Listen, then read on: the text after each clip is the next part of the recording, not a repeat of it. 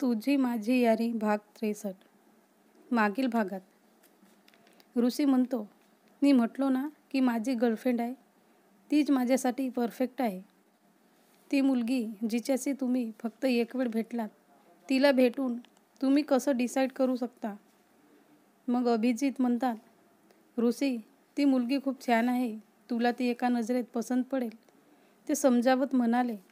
ऋषी आता त्यांचे ऐकून खूपच इरिटेट होत होता. तो बोलतो, प्रत्येक वेळी तुम्ही म्हणताय ती मुलगी छान आहे, ती मुलगी छान आहे. काय लावून ठेवलं हे तुम्ही? मी म्हटलोय ना, नाही करायचे मला लग्न तिच्याशी. मी हे शेवटचं बोलतोय. सो प्लीज मला फोर्स करू नका लग्नासाठी. तेवढ्यात तिथं ऋषीच्या मागे आभा उभी होती. ती बोलते, काय लग्न? ऋषी आणि मिस्टर कदम तिचा आवाज ऐकून आभाकडे हैराण होऊन बघतात. तर आतापासून पुढे ऋषी आभाला पाहून तो तिच्याजवळ जातो आणि तिच्या गालावर आपले दोन्ही हात ठेवून बोलतो, आभा मी तुला प्रेम करतो आणि मी तुझ्याशीच लग्न करेल, डोंट वरी. परंतु मिस्टर कदम तिथंच उभे होते आणि आभाला बघत होते. आभाची नजर मिस्टर कदमवर जाते. ती पटकन ऋषीचे हात आपल्या गालावरून हटवते आणि पळत जाऊन मिस्टर कदमला मिठी मारते. ऋषी आभाला असं करताना पाहून खूपच हैराण होता. त्याला काहीच समजत नव्हते. ती आभा अशी का वागत आहे? मिस्टर कदमही आभाला मिठी मारतात. आता तर ऋषीच्या सोबतच शर्मालाही काहीच समजत नव्हते की काय चाललंय हे. आभा बोलते, बॉयफ्रेंड मी तुम्हाला खूप मिस करत होती. तुम्ही मला न सांगता कुठं गेला होता? एक वेळसुद्धा भेटले नाहीत मला. तुम्ही मला विसरले होते. मिस्टर कदम आभाला स्माईल करत म्हणतात, असं कसं मी तुला विसरेन? मी माझ्या ह्या क्यूट गर्लफ्रेंडला विसरू? No never. ऋषी तर बिलकुल शॉकमध्येच होता. त्याला खूप राग येत होता आभाचा. ती काय बोलत आहे तेही त्याच्यासमोर.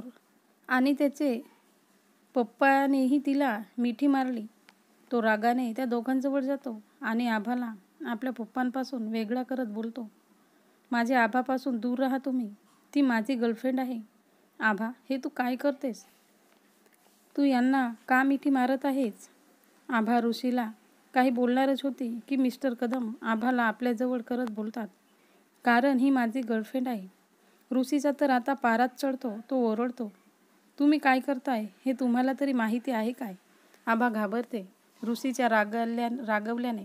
पण मिस्टर कदमला काहीच फरक पडत नव्हता, कारण ती त्यांच्यासाठी एक आम गोष्ट होती. त्यांच्या चेहऱ्यावर स्माईल होती.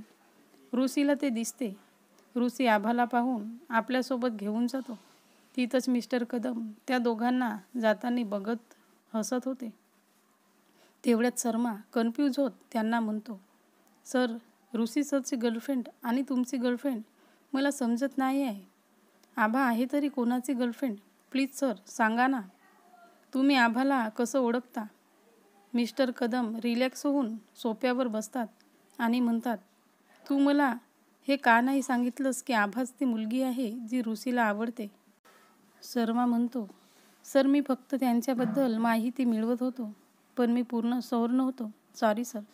मग तो मनातच बोलतो, सरने हे नाही सांगितलं की खरंच आभा त्यांची गर्लफ्रेंड आहे. मिस्टर कदम खूप खुश होते.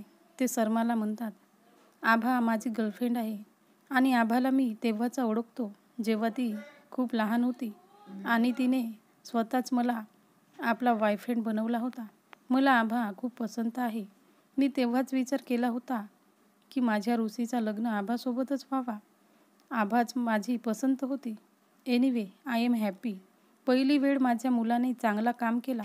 शेवटी त्याला आभाला पसंत करणेच होते, कारण तो माझ्यासारखाच आहे. आमची दोघांची पसंत एकच आहे. शर्मा तर हैराण होतो की आभाच त्यांची पसंत आहे. स्टार JSM कॉलेजमध्ये रितिक आणि ओजसने एक सेकंदसाठीही सावीला एकटी सोडला नव्हता. तिघेही कॉलेजमध्ये सोबतच चालत होते. ओजसला आता रितिक चांगला वाटत नव्हता, कारण तो सावीला त्याच्यासोबत एकटा सोडत नव्हता. त्याला असा डाऊट होत होता की तो सावीला लाईक करतो. ओजस म्हणतो, रितिक तू इथं काय करतोस? तुला तर आपल्या केबिनमध्ये राहायला पाहिजे. आफ्टर ऑल तू या कॉलेजचा चेअरमॅन आहेस. रितिकला आता गुस्सा येत होता. ओजसचं ऐकून तो सावीकडे बघत मनातच बोलतो, नो ऋतिक नो, सावी तुझ्या समोरच आहे.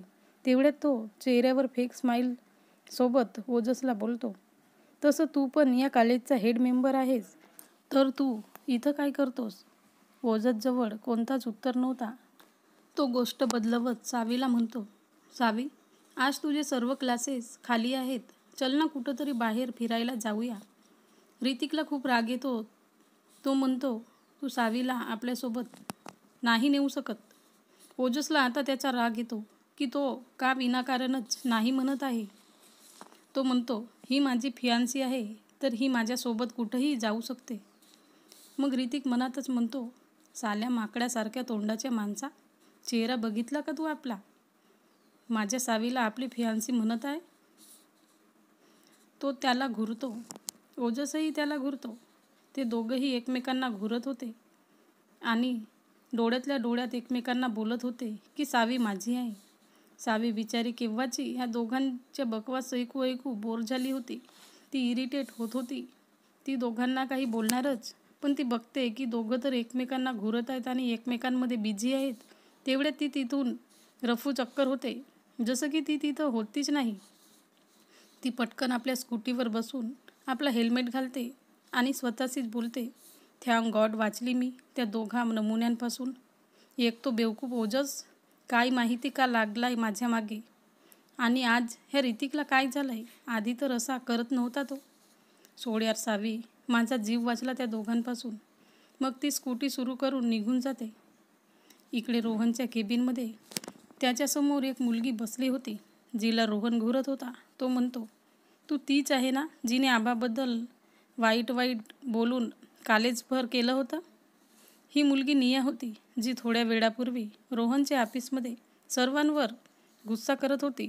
निया म्हणते, हे बघ, तू मला पसंत नाहीस तर तू विसर की मी तुझ्याशी लग्न करेन. रोहन म्हणतो, जसं की मी मरत आहे तुझ्याशी लग्न करायला. माझा का डोका खराब नाही झालाय की मी तुझ्याशी लग्न करू? मी फक्त आपल्या पॅरेंटच्या बोलण्यावरून तुला भेटायला हो म्हटलं होतं आणि तू माझ्या टाईपची नाही आहेस. मग निया म्हणते, हॅलो लिसन मिस्टर रोहन खुराना, मी निया मेहरा आहे, जिच्यासाठी लाईनमध्ये मुले उभे आहेत आणि तू माझ्या टाईपच्या नाहीस. मला तर ती रुसीचं नाव घेणारच होती, पण ती थांबते. मग रोहन म्हणतो, तर जा ना इथून आणि तू आणि लग्नासाठी नकार दे तू. निया रागात तिथून आपला पाय आपटून निघून जाते. रोहन म्हणतो, डॅडने हिला पसंत केलंय माझ्यासाठी? काय दिसलं त्यांना हिच्यात? किती घमंडी आहे ही मुलगी. इकडे कदम निवासमध्ये ऋषी आभाला रागात बोलत होता की तू मिस्टर कदमला म्हणजेच माझ्या पप्पाला बॉयफ्रेंड का म्हणत होती? मग आभा म्हणते, ऋषी ॲक्च्युली ते बॉयफ्रेंड माझे चांगले मित्र आहेत. ते खूप चांगले आहेत. जेव्हा मी हायस्कूलमध्ये होती तेव्हा मी एक वेळ खूप हर्ट होती, तर त्यांनी मला सपोर्ट केला. तेव्हाची मी त्यांना आपला बॉयफ्रेंड समजते. हे बघ, ते माझे फक्त एक चांगले मित्र आहेत, बॉयफ्रेंड आहेत आणि काहीच नाही खरंच. मग ऋषी म्हणतो, हे काय तू त्यांना बॉयफ्रेंड म्हणत आहेस? ते मिस्टर कदम आहेत आणि माझं कान खोलून ऐक, तू त्यांच्यापासून दूर राहशील आणि त्यांना बॉयफ्रेंड म्हणू नको, समजलं? आणि ते एक चांगले व्यक्ती नाही आहेत. आभा म्हणते, पण ऋषी ते असं नाही आहेत. बॉयफ्रेंड खूप चांगले आहेत. तू त्यांना ओळखत नाहीस म्हणून तू असं म्हणतोस. ऋषी म्हणतो, आभा खूप झालं आता. मी म्हटलं ना तू त्यांना बॉयफ्रेंड नको म्हणू. आणि मी नाही तर कोण ओळखते त्यांना? ते माझे फादर आहेत. आभा जेव्हा हे ऐकते की बॉयफ्रेंड त्याचे फादर आहेत तर ती शॉक्ड होते आणि म्हणते, तुझे फादर? ऋषी म्हणतो, हो माझे फादर. मी ओळखतो त्यांना की ते किती चांगले आणि किती वाईट आहेत. तर तू माझी गोष्ट ऐक, दूर राहा त्यांच्यापासून. असं म्हणून तो जातो. पण आभा खूप हैराण होते की ऋषी का तिला त्यांच्यापासून दूर राहा म्हणत आहे. इकडे कॉलेजमध्ये खूप वेळ झाली होती, पण ऋतिक आणि ओजस एकमेकांना घुरतच होते. तेवढ्यात कॉलेजची शेवटची बेल वाजते. तेव्हाच त्या दोघांची तंद्री तुटते. ते दोघंही सावीला बघतात, पण सावी त्यांना तिथं दिसत नाही, कारण ती तिथून केव्हाची निघून गेली होती. तर मित्रांनी मैत्रिणींनो, हा भाग कसा वाटला कमेंटमध्ये सांगा आणि लाईक शेअर करा.